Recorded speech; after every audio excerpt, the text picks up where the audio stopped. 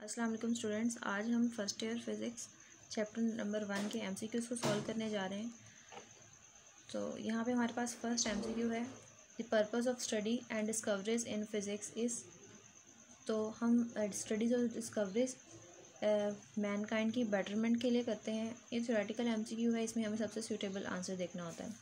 Second है हमारे पास, the length of steel pipe is in between 0.7 metre to 0.8 metre. Identify from the following appropriate instrument to be used for an accuracy of 0.001 metre. हमारे पास एक steel pipe की length 0.7 metre से 0.8 metre के दरमियान है। हमें 0.001 मीटर की एक्यूरेसी चाहिए। इस एक्यूरेसी का मतलब होता है कि हमारे पास तकरीबन इससे ज़्यादा एक्यूरेट या इतना लीस्ट काउंट हमारे पास होना चाहिए मेजरिंग इंस्ट्रूमेंट का। तो यहाँ पे हमारे पास चार मेजरिंग इंस्ट्रूमेंट दिए गए हैं, screw gauge, measuring tape, metre rule और वर्नियर कैलिपर। स्टूडेंट्स, जो हमारे पास टेप होती है, जो हमने अभी देखा, वो बड़ी चीज़ों के लिए होती है। Measuring tape about many metres के लिए, वेरी लॉन्ग चीज़ों के लिए हम टेप को यूज़ करते हैं, मेजरिंग टेप को। और जो हमारे पास रूल है, मीटर रूल, ये भी हमारे पास सेंटीमीटर्स के लिए या लॉन्ग मीटर्स के लिए इस्तेमाल होता है। अगर हम वर्नियर कैलिपर की बात करते हैं तो ये तकरीबन मिलीमीटर, सेंटीमीटर की चीज़ों को डील करने के लिए इस्तेमाल होता है। जो माइक्रोमीटर है, ये छोटे ऑब्जेक्ट्स यानी मिलीमीटर, माइक्रोमीटर की जो चीज़ें होती हैं, बहुत छोटी चीज़ें, उनको डील करता है। तो यहाँ पे हमने जो सबसे सूटेबल लग रहा है वो हमारे पास वर्नियर कैलिपर लग रहा है, यानी जो हमारे पास मिलीमीटर या सेंटीमीटर से रिलेटेड हमें मेजरमेंट्स दे सकता है। मैंने यहाँ पे इनकी छोटे से पॉइंट्स भी लिखे हैं जिसको आप याद कर सकते हैं। ये लर्न करने के लिए एक छोटा सा शॉर्टकट था।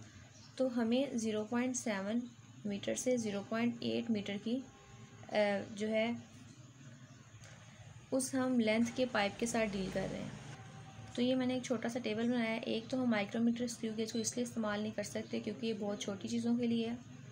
इस तरह जो मेजरिंग टेप है हमें ये एक्यूरेट आंसर नहीं देगी क्योंकि ये बड़ी चीज़ों के लिए है। अब हमारे पास दो चीज़ें बचती हैं, एक मीटर रूल है और एक हमारे पास वर्नियर कैलिपर है। जो मीटर रूल है ये हमारे पास तकरीबन लॉन्ग डिस्टेंसेस को, या कह लें कि मीटर में जब हम किसी चीज़ को लेते हैं तो उसके लिए एक्यूरेट है, तो ये भी हमारे पास सूटेबल नहीं होगा। तो सबसे जो मोर एक्यूरेट है वो हमारे पास बचता है वर्नियर कैलिपर, और वर्नियर कैलिपर का जो लीस्ट काउंट है वो हमारे पास है 0.01 सेंटीमीटर। तो यानी हम इन चारों इंस्ट्रूमेंट्स में से वर्नियर कैलिपर को ही यूज़ करेंगे। हमें स्टेटमेंट में एट लीस्ट 0.001 मीटर की एक्यूरेसी चाहिए थी, और हमारे पास जो वर्नियर कैलिपर है ये हमें उससे ज़्यादा की एक्यूरेसी देता है। कैसे? 0.01 सेंटीमीटर हमें, क्योंकि उन्होंने मीटर में दी हुई है, तो हम इसके लीस्ट काउंट को भी चेंज करेंगे मीटर में। सेंटीमीटर से मीटर में जाने के लिए हम 100 से डिवाइड करते हैं और हमारे पास आंसर आता है 0.0001 मीटर। लेकिन हमें एक्यूरेसी चाहिए 0.001 मीटर की। तो इसका मतलब है कि हम इसको इस्तेमाल कर सकते हैं, क्योंकि ये इससे ज़्यादा की एक्यूरेसी देगा, तो इसका मतलब है इसके लिए भी यूज़ हो सकता है। तो हमारे पास जो रिक्वायर्ड एक्यूरेसी है वो 0.001 मीटर है। लेकिन वर्नियर कैलिपर के लीस्ट काउंट, लीस्ट काउंट का मतलब होता है कि हमें वो इंस्ट्रूमेंट उतनी माइनर डिटेल्स देगा, उतनी ज़्यादा एक्यूरेसी देगा, और वो हमारे पास 0.001 मीटर। तो ये हमारे पास रेंज और एक्यूरेसी के लिए सबसे ज़्यादा जो सूटेबल इंस्ट्रूमेंट है वो हमारे पास वर्नियर कैलिपर है। बाकी जो हैं वो या माइक्रो ऑब्जेक्ट्स के लिए, छोटे ऑब्जेक्ट्स के लिए, या बड़े ऑब्जेक्ट्स के लिए, कोई हमारे पास थोड़े से लॉन्ग डिस्टेंस के लिए इस्तेमाल हो रहा है। तो सबसे जो सूटेबल आंसर है वो हमारे पास है वर्नियर कैलिपर। इस तरह हमारे पास थर्ड है। थर्ड में फिगर है। फिगर वाले अगर आप एमसीक्यू स्किप कर देते हैं स्टूडेंट्स तो इसका मसला नहीं होगा। ये वैसे भी प्रैक्टिकल जब आप करेंगे उसमें आपको ये सब चीज़ें सिखाई जाएंगी। वैसे भी बोर्ड में ये डायग्राम वाली प्रॉब्लम्स या न्यूमेरिकल्स नहीं आते। इस तरह स्टूडेंट्स हम 1.4 को भी स्किप कर सकते हैं। हमारे पास 1.5 है, number of significant of a measurement are defined as. तो हमें सी वाले ऑप्शन में इसकी डेफिनेशन नज़र आ रही है जो हमने की थी, बिल्कुल एग्जैक्ट वही वर्डिंग है। All the accurately non digit and the first doubtful digit of measurement is called significant figures. तो अब इसके अलावा अगर हम ऊपर वाले दो जो है वो अपने पास ऑप्शन देखते हैं तो उसमें भी एक्यूरेसी की बात कर रहे हैं कि किसी भी मेजरमेंट की जो ऑब्जर्वेशन आती है उसके रिफ्लेक्ट एक्यूरेसी को, बिल्कुल एग्जैक्ट एक्यूरेसी को हमें बताता है। तो ये बात तो बिल्कुल ठीक है, वाकई सिग्निफिकेंट फिगर में कोई डाउटफुल चीज़ नहीं होती। सिर्फ एक्यूरेसी होती है। सेकंड पॉइंट है हमारे पास, इसका मतलब ए और सी दोनों ऑप्शन करेक्ट है। बी वाला हमारे पास है there are the figures which are reasonably reliable, इसका मतलब अनरीजनेबली या अनप्रिसाइज अनएक्यूरेट चीज़ें हमें नहीं बताई जाती, तो ये भी एमसीक्यू ठीक है। इसका मतलब है कि हम सिर्फ स्टेटमेंट देख के नहीं लगा देंगे, हमें दूसरे भी एमसीक्यूज़ को देखना पड़ेगा, और हम देखते हैं कि सारे ठीक है तो हम ऑल ऑफ द अबव लगाते हैं। इस तरह स्टूडेंट्स हमारे पास 1.6 है। अब 1.6 में हमें उन्होंने कहा है कि बताएं इसमें कितने नंबर ऑफ़ सिग्निफिकेंट फिगर्स हैं। तो स्टूडेंट्स हमने डेफिनेशन में देखा accurately non digit. Accurately non digit का मतलब होता है वो तमाम डिजिट्स जिनके बारे में हमें कोई शुबा नहीं है, यानी पॉइंट से पहले के डिजिट जितने भी होते हैं वो एक्यूरेटली नॉन होते हैं। और इस एमसीक्यू के अंदर हमारे पास पहले 4 डिजिट्स जो हैं वो एक्यूरेटली नॉन है क्योंकि वो पॉइंट से पहले हैं, और फर्स्ट डाउटफुल डिजिट यानी पॉइंट के फ़ौरन बाद जो पहला डाउटफुल डिजिट होता है। हमारे पास टोटल यहाँ पर कितने डिजिट्स हो गए हैं, इन सब को काउंट करें, वो हमारे पास सिग्निफिकेंट फिगर्स होंगे और यहाँ पे हमारे पास 5 आएगा। नेक्स्ट है हमारे पास 1.7, हमें इन तीनों का सम करना है और अप्रोप्रिएट प्रेसिजन तक पहुँचना है। आप इसका कैलकुलेटर की हेल्प से भी सम कर सकते हैं, मैनुअली भी कर सकते हैं।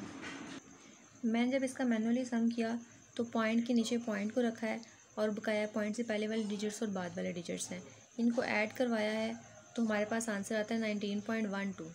लेकिन हम कर रहे हैं एडिशन और सब्ट्रैक्शन। एडिशन और सब्ट्रैक्शन दोनों का रूल हमारे पास सेम ही है। नेक्स्ट में हम सब्ट्रैक्शन भी करेंगे कि हमने देखना है कि जो हमारे पास इनपुट में 3 चीज़ें दी गई हैं उसमें से पॉइंट के बाद सबसे कम नंबर किस वैल्यू में, और वो हमारे पास है थर्ड वैल्यू। फर्स्ट में भी देखें तो कुछ नहीं है, इसका मतलब 0 है तो वो भी हमारे पास जो है वो फर्स्ट वैल्यू भी हो सकती है, लेकिन पॉइंट के बाद कम से कम नंबर हमारे पास 1 है, तो हम इसका मतलब आंसर में भी पॉइंट के बाद हमें एक ही नंबर चाहिए, तो हम इसे 19.1 कर देंगे। अब क्योंकि अगला नंबर 5 या 5 से बड़ा नहीं है तो हम इसे राउंड ऑफ करते हुए इसमें एक नंबर को ऐड नहीं करेंगे। इस तरह हमारे पास 1.8 है। हमें सब्ट्रैक्शन का आंसर निकालना है इन 2 नंबर्स की, तो इसके लिए भी हम वही तरीक़ेकार इस्तेमाल करेंगे। एडिशन और सब्ट्रैक्शन में हम सेम तरीक़ेकार इस्तेमाल करते हैं। अगर हम मैनुअली इसको सॉल्व कर रहे हैं तो हम खुद से 2 ज़ीरो लगाएंगे ताकि हम इसमें से कैरी लें और फिर हम इसकी कैलकुलेशन कर सकें। तो हमारे पास जो टोटल आंसर है वो ये आता है। हमें चाहिए पॉइंट के बाद कम से कम कितने नंबर्स हैं, ये तो हमने खुद से लगाए थे अपनी कैलकुलेशन के लिए। एग्जैक्टली हमारे पास इनपुट में एक ये नंबर है और एक ये, इसमें पॉइंट के बाद हमारे पास 5 नंबर है, इसमें पॉइंट के बाद हमारे पास 3 है। इसका मतलब है हमें आंसर में भी कितने स्टूडेंट्स चाहिए, 3 चाहिए। तो पॉइंट के बाद अगर हम 3 नंबर ले लेंगे तो वो हमारे पास इसका एक्यूरेट आंसर होगा। हम 3 2 को इग्नोर कर देंगे, और वैसे भी 3 जो है वो 5 से बड़ा नहीं है तो हम इसमें राउंड ऑफ करके 1 ऐड नहीं करवाएंगे। जिस तरह एडिशन और सब्ट्रैक्शन का केस सेम है, इस तरह मल्टीप्लिकेशन और डिवीजन का सेम है, उसको देखते हैं। इसके बाद स्टूडेंट्स देखें 1.9, आपने इन दोनों को मल्टीप्लाई करना है और नंबर ऑफ़ सिग्निफिकेंट फिगर हमें आंसर में चाहिए। जब हम इसको with the use of calculator multiply करते हैं तो हमारे पास आंसर आता है 4.59568। अब डिवीजन और मल्टीप्लिकेशन जो है वो दूसरे की निस्बत कैसे चेंज है, तो उसके ये रीज़न है, हमारे पास हमने देखना है कि इनपुट में हमारे पास टोटल वैल्यूज़ कितनी हैं, 1 2 3 4 5, ऊपर वाले में 5 हैं, नीचे वाले में 1 2 2 हैं। तो आपने लीस्ट एक्यूरेट फैक्टर देखना है, यानी कि कम से कम टोटल वैल्यूज़ आपके पास 2 हैं, आपको रिज़ल्ट में भी 2 चाहिए। पिछले में हमने सिर्फ पॉइंट के बाद वाली को काउंट किया था, पॉइंट के पहले वाले जितने भी हो हम उसको काउंट नहीं कर रहे थे। इसमें हम टोटल को काउंट करेंगे, मोस्ट एक्यूरेट फैक्टर्स को काउंट करेंगे, तो हमारे पास यहाँ पर 2 हैं, हमें रिज़ल्ट में भी 2 चाहिए। तो हमारे पास रिज़ल्ट तो आ रहा है 6 नंबर्स पे जो कंसिस्ट कर रहा है, तो अगर हमें 4.6 लिखना है तो ये हमारे पास आंसर होगा। वैसे हमें 5 को हमने राउंड ऑफ इसलिए किया है क्योंकि इससे नेक्स्ट नंबर 5 से बड़ा है। जब हम इसे लिखेंगे, इन सबको इग्नोर करना चाहते हैं, तो इसको लिखते हुए हम साथ 1 ऐड करेंगे जो हमारे पास हो जाएगा 4.6। इस तरह स्टूडेंट्स हम 10 वाला अपना MCQ देखते हैं। हमें इन दोनों को डिवाइड करना है और कैलकुलेटर हमारे पास आंसर देता है 7.333 समथिंग। हमें पता है इनपुट में हमारे पास 2 वैल्यूज़ हैं, एक वैल्यू में 3 नंबर्स हैं और दूसरी में 2 नंबर हैं, तो हमें आंसर में भी 2 ही नंबर्स चाहिए। तो हम इसको लिख सकते हैं, यहाँ पे हम इसको लिख सकते हैं 7.5। इन सब को इग्नोर कर सकते हैं, इनको नहीं लिखेंगे, सिर्फ हमें लीस्ट एक्यूरेट फैक्टर चाहिए अकॉर्डिंग टू दी 2 इनपुट्स और 3 inputs that are given to us. उसके बाद है हमारे पास 11 वाला, हमें इन दोनों को पहले मल्टीप्लाई करना है, फिर 5 के साथ हमें डिवाइड करना है। तो हम क्या करेंगे स्टूडेंट्स, जब हम इसको सॉल्व करेंगे तो भी हमारे पास सेम ही रूल यूज़ होगा। जब हमने इसको मल्टीप्लाई किया और डिवाइड किया है विद यूज़ ऑफ कैलकुलेटर तो हमारे पास ये आंसर आया है। पहले दोनों को मल्टीप्लाई करें, जो आंसर आया उसको फिर 5.2 के साथ हमने डिवाइड करवाना है। अब हमने क्या देखना है कि इसमें लीस्ट एक्यूरेट फैक्टर्स कितने हैं। यहाँ पे हमारे पास टोटल 3 है, नीचे हमारे पास टोटल 2 हैं, लेकिन जो 100 है इसको हम साइंटिफिक नोटेशन में कर सकते हैं, इसको भी कर सकते हैं। इसको करेंगे तो 3 ही आएंगे, इसको करेंगे तो ये तो ऑलरेडी है, इसको जब करेंगे तो हमारे पास आंसर आता है 100 है। तो हम इसको करेंगे पॉइंट सबसे लास्ट पे 1 2 2 स्टेप्स पीछे जाएंगे तो 1.00 मल्टीप्लाई 10⁻²। तो हमारे पास accurately known digit and first doubtful digit, 0 हमारे पास नेक्स्ट वाला इंक्लूड नहीं होगा। तो हमारे पास नंबर ऑफ़ सिग्निफिकेंट फिगर्स में आते हैं 2। तो उसका मतलब है हमें आंसर में भी number of significant figure at least 2 चाहिए। तो हम इसको भी साइंटिफिक नोटेशन में चेंज कर सकते हैं 1 2 4.2 चाहिए, 8 इधर आएगा। तो ये उसमें फॉर एग्जांपल हम ऐसे कर लेते हैं। नेक्स्ट स्टेप में मैं आपको करवा देती हूँ। हम 2 स्टेप्स पीछे आए हैं तो 10⁻² और हमें आंसर में कम से कम 2 चाहिए। तो यहाँ पर 3 है, हम 2 करने के लिए इसको राउंड ऑफ करवा देंगे 4.9 मल्टीप्लाई 10⁻²। तो ये हमारे पास मोस्ट एक्यूरेट आंसर होगा। अब आपको पता है कि हम साइंटिफिक नोटेशन वाले नंबर्स में 10 की पावर को सिग्निफिकेंट फिगर में या एक्यूरेट नंबर्स में काउंट नहीं करते, उसके अलावा नंबर्स को जस्ट करते हैं। तो हमारे पास जो उसका आंसर है वो यहाँ पर डी होगा। कुछ सोल्यूशन में आपको ए भी मिलेगा, लेकिन मेरा नहीं ख्याल कि वो अप्रोप्रिएट हो सकता है क्योंकि उसकी कोई कैलकुलेशन और लॉजिक नहीं बन रहा।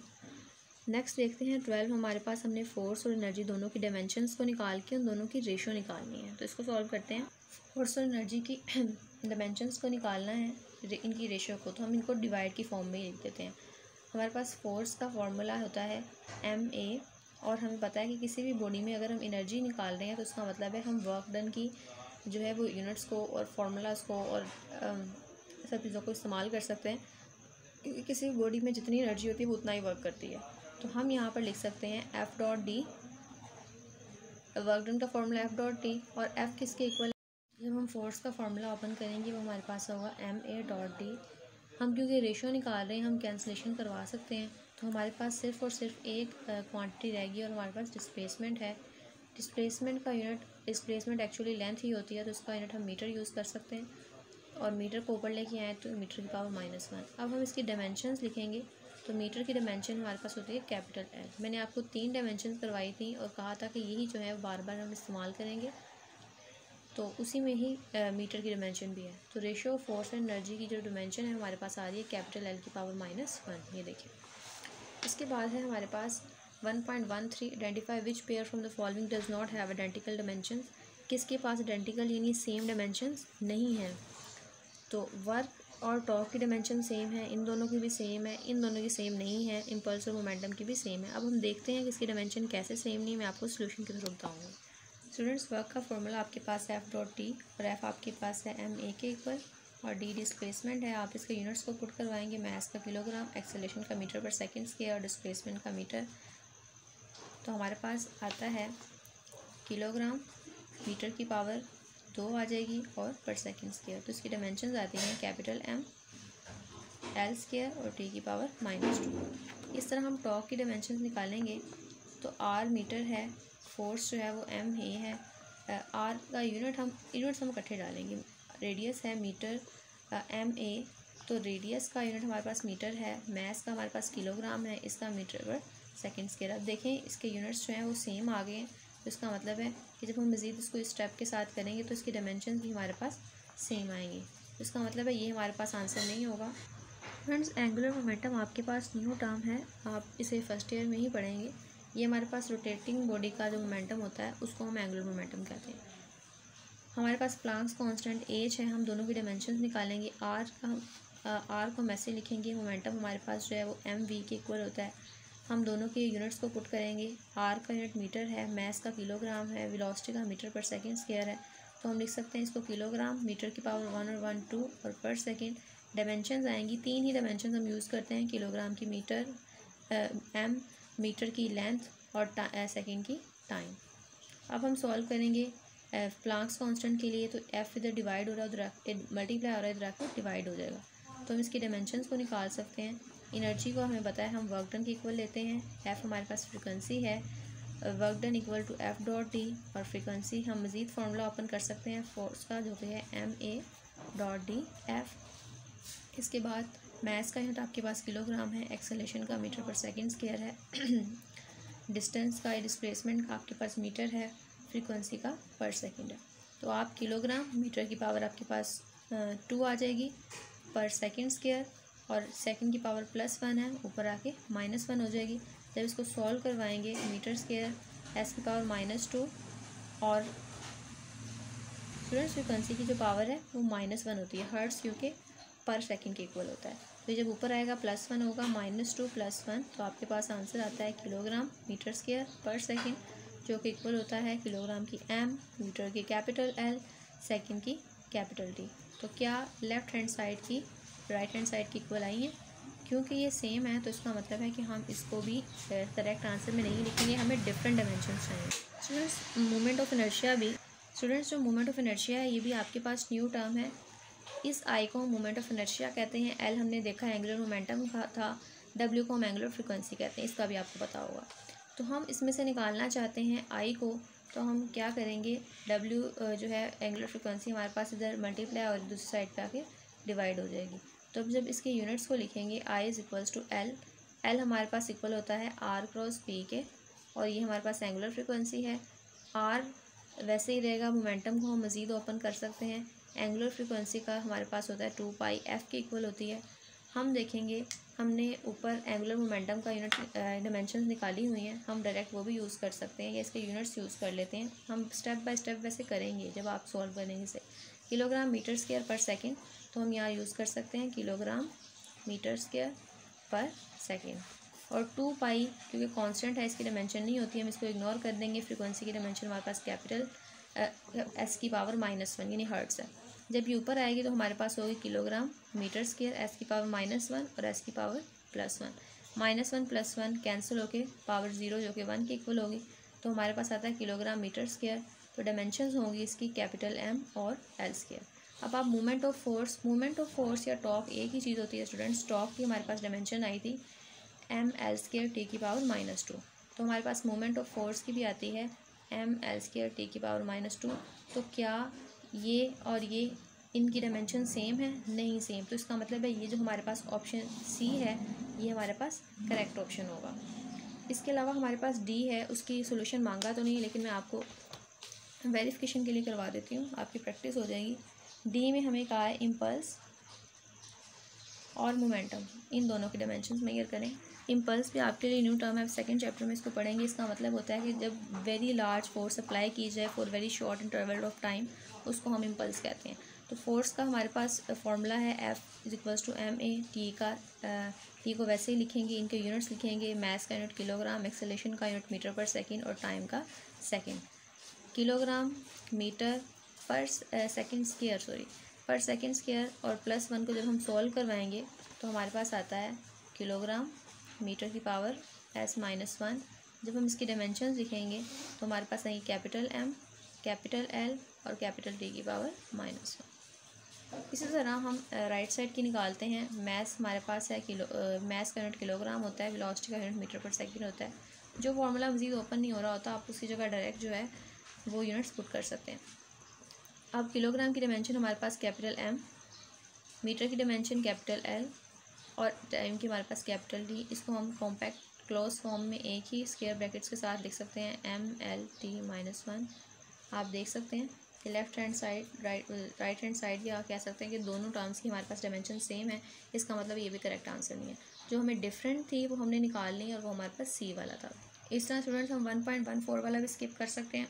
1.15 देखें, हमें किसी भी इंस्ट्रूमेंट की लीस्ट काउंट को देखना है तो लीस्ट काउंट क्या डिटरमिन करता है? लीस्ट काउंट हमें प्रिसिजन के बारे में बताता है। हमने देखा था प्रिसिजन और एक्यूरेसी के टॉपिक में कि least count, precision, absolute, uncertainty ये सारी सेम टर्म्स हैं और जो मोस्ट सूटेबल आंसर होता है वही हमने उसके अंदर से पिक करना होता है। अब हमारे पास 1.16 वाला है कि एक measuring team has been graduated with a minimum scale division of 0.2 centimetre. तो हमें अलाउड रीडिंग टेप की कौन सी होगी? अब इस हमारे पास क्योंकि उन्होंने एक रीडिंग 0.2 सेंटीमीटर दी है तो हमारे पास आंसर में भी जो है वो एंड पे यही इस तरह के नंबर्स आने चाहिए, यानी कि इवन फिगर्स आने चाहिए। ए, सी और डी में नहीं है, सिर्फ बी में है, तो हमारे पास आंसर होगा 80.6। जिन वैल्यूज़ के लास्ट पे इनमें से कोई नंबर होगा हम उसको चूज़ करेंगे, और वो हमारे पास कौन सी हमारे पास है 80.6। हम इसको ऐसे भी कैलकुलेट कर सकते हैं, अगर हम 0.2 को मल्टीप्लाई करें किस ऐसे नंबर के साथ कि हमारे पास 80.6 आता है, उसका मतलब है कि हमारे पास ठीक होगा। इसके लिए हम ये भी कर सकते हैं 80.6 को 0.2 से डिवाइड कर दे तो हमारे पास 403 आता है। इसको मल्टीप्लाई करवा के चेक कर लें, तो हमें लास्ट पे इन नंबर में से कोई चाहिए और वो हमारे पास है बी वाला answer. Okay students, thank you. मिलते हैं नेक्स्ट क्लास में, तब तक के लिए अल्लाह हाफिज़।